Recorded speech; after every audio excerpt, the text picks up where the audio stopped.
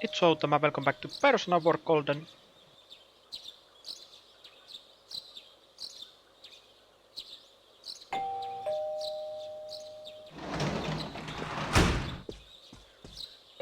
Teddy's missing. I looked all over the neighborhood, but I couldn't find him anywhere. Yeah, me too. He was acting all weird lately. Rise and the others are checking inside the TV to see if he's gone back to the other side. We're meeting pretty soon, so will you come with me to Jeunesse?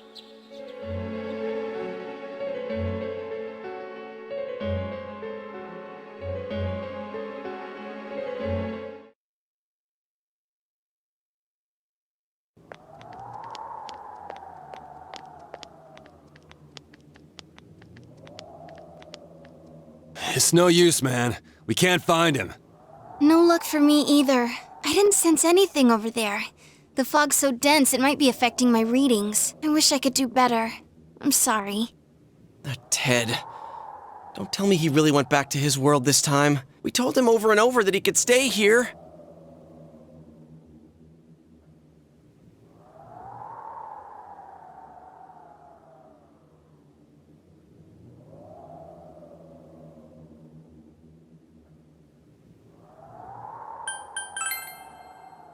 I guess that's all we can do right now. He plays dumb a lot, but he's attached to us deep down. He wouldn't disappear without saying anything, right? I'm worried for Teddy myself, but let's trust in him and await his return. Right now, we must concentrate on the case. It won't be long before Namatame is transferred to another location. We must hurry, or we will miss our only chance to get his perspective on this. You know, I've been thinking about the case since, but something just doesn't seem right. Let's quickly review the facts. Of all the victims, only 2 were killed. Miss Yamano, the announcer, and Saki-san. From the documents we found in the car, we know Namatame had some sort of dealings with them. After that, there were multiple attempted murders in which we were targeted. It was only when he took Nanako-chan that we caught him in the act, identifying his modus operandi in the process. When I hear you put it like that, sounds like the dude's guilty. As a result of Namatame's arrest, the police admitted that Mitsuo Kubo was a mere copycat killer. Back up to yesterday. Remember when you said Namatame didn't have a motive to kill the announcer? That's what's bothering me. Right. Either he's completely nuts, or we're misunderstanding something. You lost me. She's trying to say that if Namatame is sane, then there may be facts in the case we don't know about yet. Sane or insane? Sounds like a play I saw before. When he talks about saving people, what does that actually mean? I don't think there's any doubt that it includes kidnapping people and throwing them into the TV. Could he mean saving them through death? He did call himself a savior and said that the other side is a wonderful world. So they'll be saved if they die? What a bunch of crap! The bastard should have gone and saved himself. What do you think, Senpai? If you think about it normally, it's gotta be him. But there ain't nothing normal about that world anyways. There's something I've been wondering about for a while. When we first encountered him, he said, "You're the ones I saved. Don't worry, I'll save this girl too." So, if he saves people by killing them, did he save us too? Wouldn't he actually have failed to save us? You raise a good point. If he thinks that salvation comes only through death, his words to us make no sense. And another thing, the Namatame who appeared on the Midnight Channel said he failed to save Nanako-chan. Well, maybe he really was trying to save the victims by putting them inside the TV. Come on, don't get all quiet like that. You guys know I just say the first dumb thing that pops into my head. The possibility that he truly intended to save us. But he's still the one who threw in Saki-senpai and that announcer, right? Sure, we haven't nailed down his motives, but that doesn't change the fact that he killed them. Or what? You think someone else was involved? What makes you think so?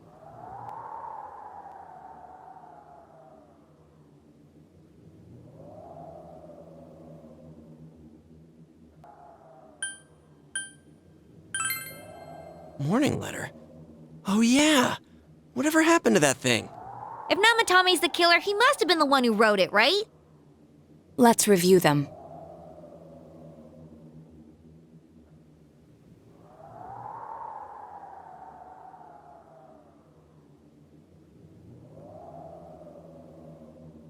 Yes, that's right. Isn't that kinda odd? Would someone who thinks he's saving people by killing them write stuff like, don't rescue or kill? Yeah, and the will be put in and killed part doesn't make sense either. If the killer was writing it, wouldn't it be more like, I'll put in and kill? Hey, could this mean...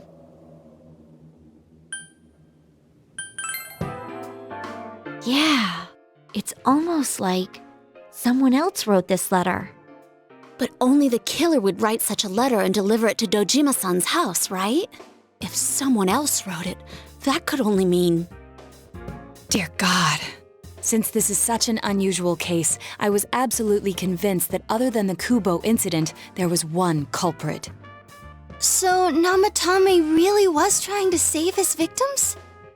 Everything is exactly the opposite of what it first seemed. In Namatame's parlance, failing would have been the first two cases when the victims died. If he had used his method twice and failed both times, he would hardly have continued using the TV. And yet he did. It all seems to suggest that someone else wrote this warning letter while observing the entire case. Someone else? Then it wasn't Namatame that killed Saki-senpai and the announcer? We can't say for certain yet. We urgently need to speak with Namatame face to face.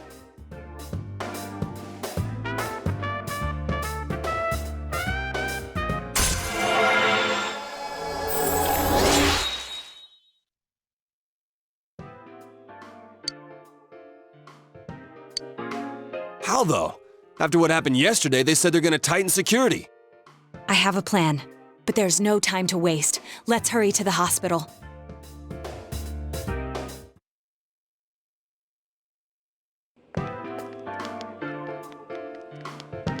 Hey, this place is off limits. I'm a consultant with the police. I'd like a few words with Namatame-san. May I go in? This is Unit 252, requesting confirmation on an ID. Name of Naoto Shirogane. Huh? Ah. Understood. I see. Well, you're on the list. I can give you a few minutes, but I'll have to record your conversation with him for security purposes. Not that I expect you'll get anything coherent out of the guy. He's been spouting nothing but gibberish. I'd like him to accompany me as well. He has no identification, but this is an emergency situation, and he's here in Detective Dojima's stead. Huh? Detective Dojima sent him? I wasn't informed of this. I'll vouch for his identity. Well, I guess it's better than dealing with the man himself. We have our hands full with the transport procedures, so the last thing we need is Detective Dojima running wild. Detective Adachi is busy somewhere too. This is Unit 252. Huh? I see. Has something happened? There's something about a suspicious object out in the lobby. Ah, well then, this works out nicely. You should back up your colleagues downstairs. We'll keep watch over Namatame-san. A disturbance in a hospital lobby, after all. It sounds serious. If anything happens, hit the nurse call button. I'll leave the rest to you. Understood. Please be careful. I knew they were undermanned, but I didn't expect it to go this smoothly. Wow! There's nothing much inside that suspicious object, so he won't be gone long. All right, then now's our chance to talk to Namatame.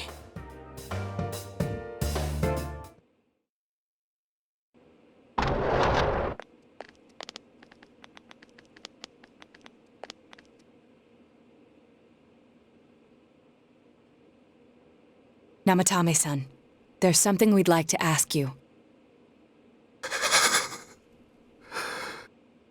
It's tempting to think that you were the culprit behind this entire case, and to be honest, there are many in this town who hope you are, but we are here to learn the truth. So please, answer our questions. Huh?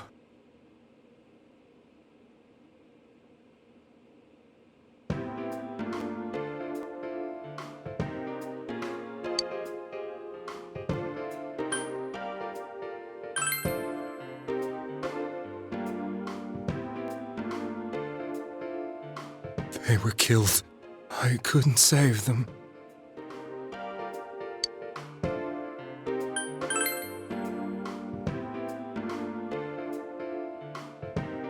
No. If nobody saves them, they'll be killed. That's why I put them in there.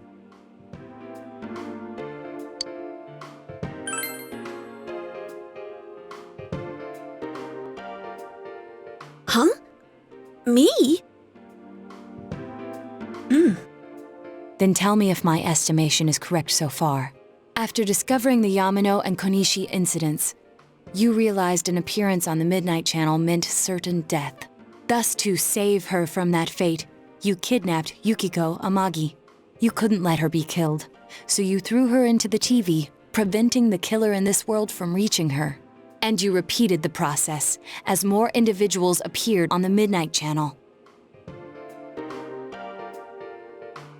It all falls into place.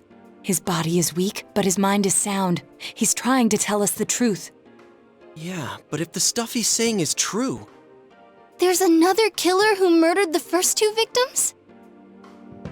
Indulge us in a few more questions.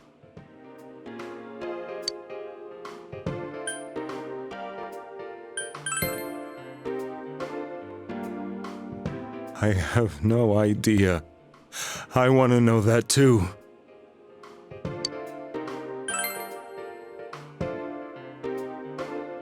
What are you talking about?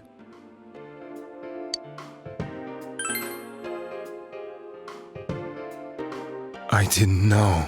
I never thought it would be that kind of place. As I thought. You believe me? Did they find him? Did they find the one who did such cruel things? Mayumi. Please calm down. Our ability to find the culprit rests on you. We know about the other world. In fact, we're the only ones who can fully understand what you have to say. Only you? We did blame you for everything at first, but now I think we can accept whatever you got to tell us as truth. Please, tell us everything you can, calmly and slowly. You're willing to listen? Do my story?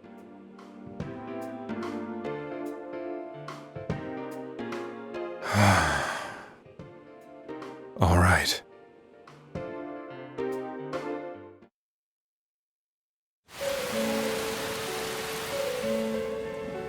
Soon after my affair with Mayumi became common knowledge, I returned to my parents' home, as if to run away from the scandal. And I started drinking heavily to drown my anxieties. I hadn't been able to reach Mayumi at all, and that didn't help either. Mayumi, where are you? She'd been disgraced on all the afternoon shows, and forced to resign from the program she was on. I caused her so much trouble. I wanted to at least apologize to her, but I couldn't even do that. I lost the will and energy to do anything. Then, one day, the rumor I heard some time ago came back to me. Since I had nothing better to do, I sat down blankly in front of the TV and watched my own reflection. And all of a sudden, there was Mayumi. Mayumi? Is that you? The Mayumi inside the TV looked as if she was calling to me for help. Mayumi? Mayumi! When I reached out unthinkingly to touch her, my arm disappeared into the TV, as if I had dipped it into a pool of water. I was so shocked that I lost my balance and nearly fell face first into the TV.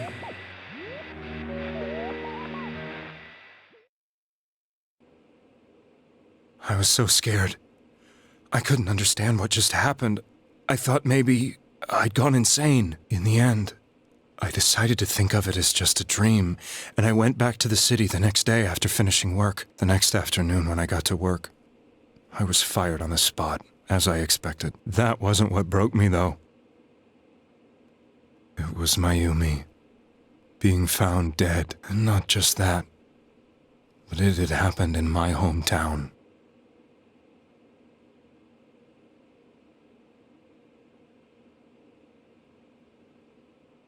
I was dumbstruck.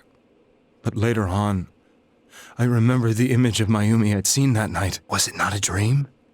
Could it really have been an SOS from Mayumi? I hadn't touched another TV because the first time was so terrifying, but I decided to try it again, and I confirmed that none of it was a dream. So that image, was it something Mayumi showed me, calling for help? That's how I felt. And eventually, you learned of the Midnight Channel. I remembered that when Mayumi was alive, she was chasing a rumor about some bizarre TV program. I'd heard about it before, but I thought it was just an urban legend. But then Mayumi appeared on it, and later turned up dead. The more I thought about it, the harder it became to believe that the two events were unrelated. Soon after that, I came back to Inaba to answer the police's questions. I'd lost my job, and I wanted to know the truth of Mayumi's death for myself. Then, on another rainy night, someone else appeared on the Midnight Channel. It was a girl. She looked like she was calling for help, just like Mayumi. The first thing that came into my mind was, maybe this girl will be the next to die. And that was Saki-senpai. I'd been following all the news about Mayumi, so I noticed right away that she was the girl who found Mayumi's body. And if my hunch was right, she'd be the next victim. I didn't want her to die the way Mayumi did, so I desperately kept watching. I was consumed with the idea of rescuing her. Then, little by little, her image on the screen came into sharper focus. It became sharper? How did you find out it was her? After I came back, my father couldn't bear to see me in such low spirits, and gave me a job with the family business. I met that girl when I delivered a package to the liquor store.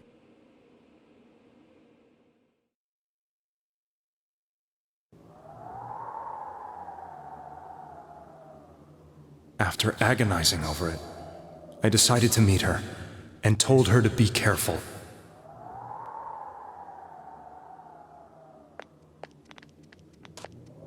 But that same night, on the TV,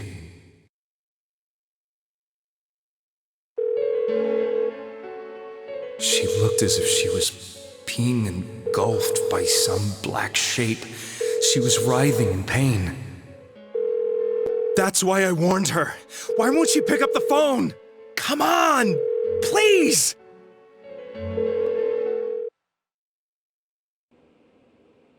The next day, they found her dead. I knew she was gonna be murdered, but I couldn't save her. I blamed myself, thinking there must have been something I could have done. There was no one who depended on me. Nobody at work, not even my wife. Mayumi was the only one who accepted me for who I was. But she was murdered, and the same person killed another girl. I was beside myself. I couldn't forgive myself for doing nothing. You really did love Miss Yamano. Yes, from the bottom of my heart. Before I was married, my wife made it big in show business. I was happy for her, but it put a strain on our relationship. I think I can kinda relate. It was around that time when I met Mayumi. She was interviewing our candidate for the next election. She was a big-name announcer, but she only worked with local stations, and her attitude towards work was similar to mine. We both came from Inaba, so she was easy to talk to. I knew it was wrong, but I couldn't help getting intimate with her. She gave meaning to my life. Soon after Saki-san was found dead, yet another girl appeared on TV. That was you.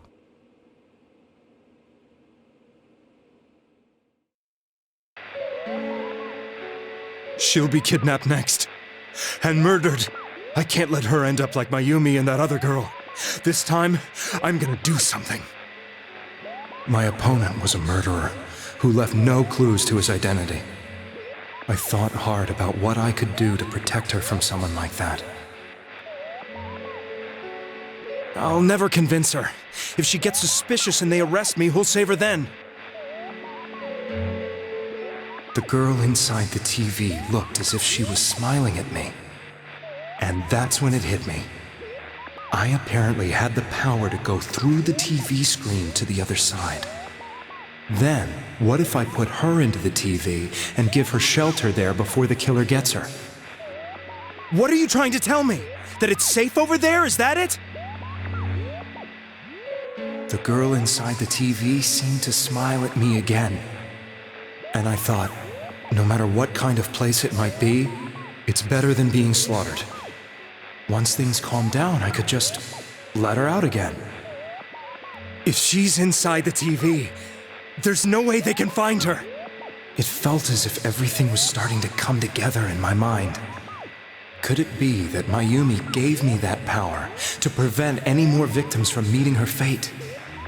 Was it my mission to save people? But there was a big problem. If I explained the situation to the victim, they wouldn't understand. I had already tried that and failed miserably. It seemed the only thing I could do was to take them away. If that was my mission, I'd just have to do it. Or so I thought. Mayumi, please lend me your strength.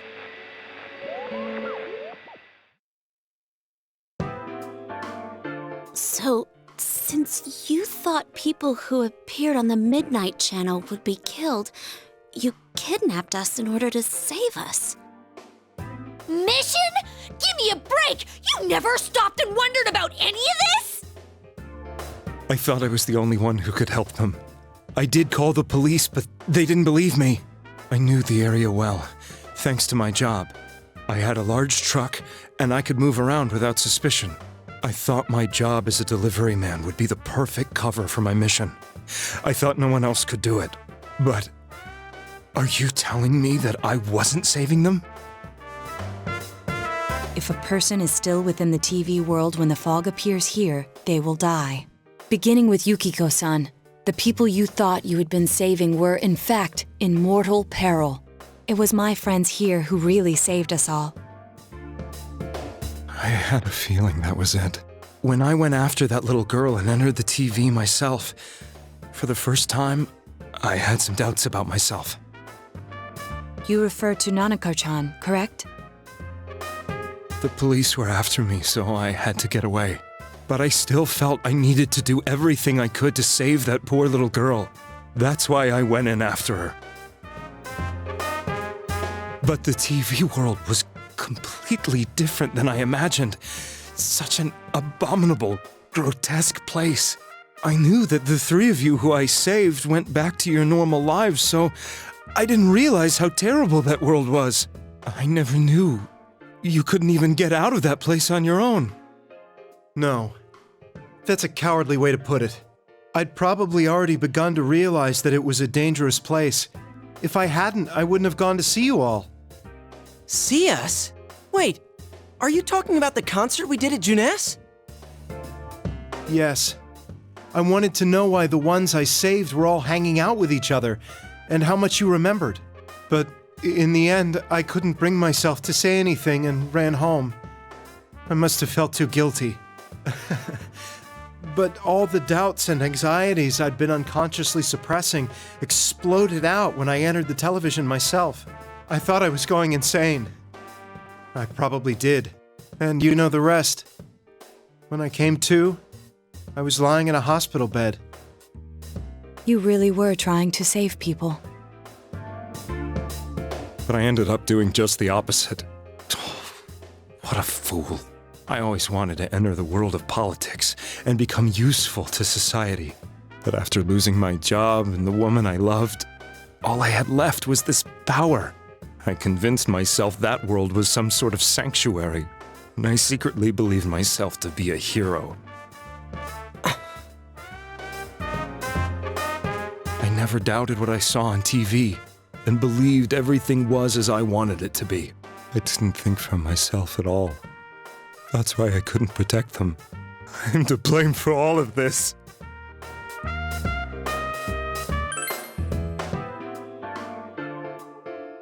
I suppose so. But the things I've done are too serious to be brushed aside like that. I have no intentions of running away from my crimes. I'm prepared to face the consequences. Kidnapping is already a serious crime. And on top of that, I put all those lives in danger. I'm sorry. The Midnight Channel and the other world? You can hardly be blamed for failing to understand them properly. We must apologize to you as well. Had we let our emotions blind us to the truth, we would have piled all the responsibility on you. I guess from your point of view, people did stop dying once you started saving people. The more you did it, the more you really believed you were preventing their deaths. I'm such a joke. I'm sorry. I'm getting a little tired. What are you all crammed in here for? My apologies. We'll be leaving now. Wait. I beg you, please, find whoever's behind this. You children are the only ones who know about that world.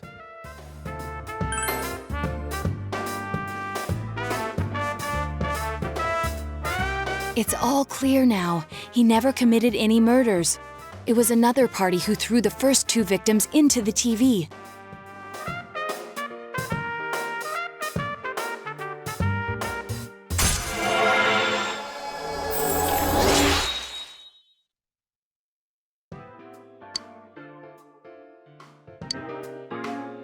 Now get out of here! I told you, he's almost ready to be transported. We can't have anything else happen. Sheesh. I better not see you rascals here again.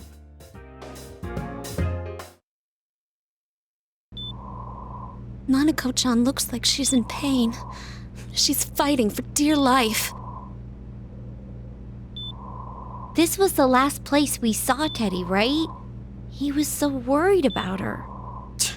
How can he flake out like this when we have to find the real killer?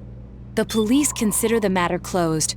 We'll have to do all the investigation from here on out. Let's revisit Saki-san and Miss Yamano's incidents and see if we can turn up fresh details. But it's been over 6 months. Wouldn't the trail be cold by now? I know, but we can't give up. We're the only ones who understand what's really going on, and you never know. People might remember some things now because they've had so much time to think about it. Let's split up and talk to people all over town tomorrow. We'll meet up in the evening to discuss our findings. I hope we can find out something about Teddy, too.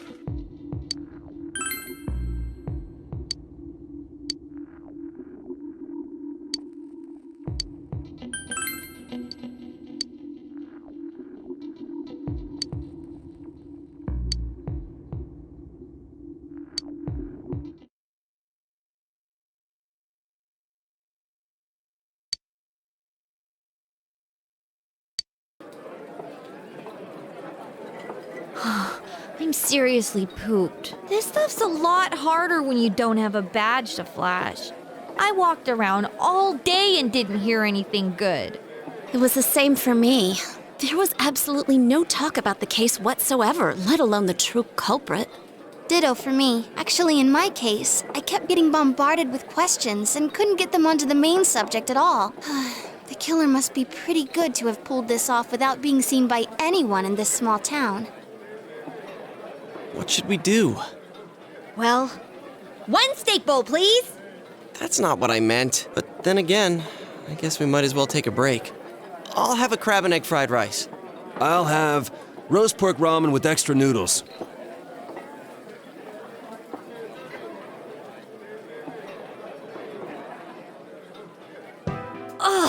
Now that our tummies are full, let's share what we learned, even if it wasn't much.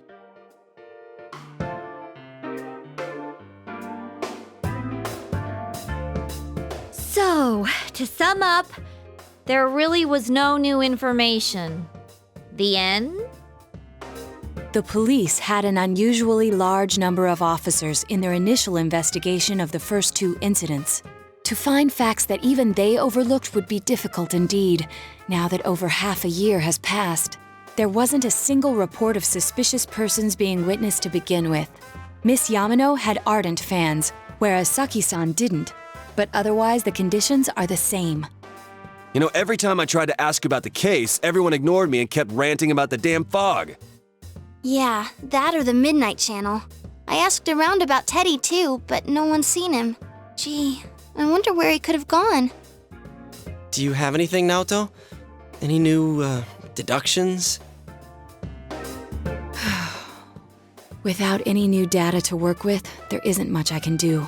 But there must be someone in town who meets all the criteria for this case. The killer must have a connection to both Saki-san and Miss Yamano, as well as be in a position to observe our actions periodically to some extent. Finally, it must be someone who could approach Senpai's house without arousing suspicion.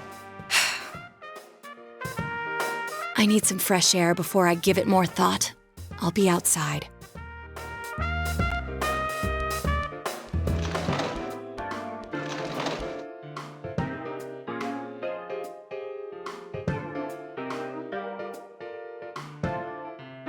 Thanks for watching, remember to subscribe, like the video if you enjoyed, and I'll see you guys next time.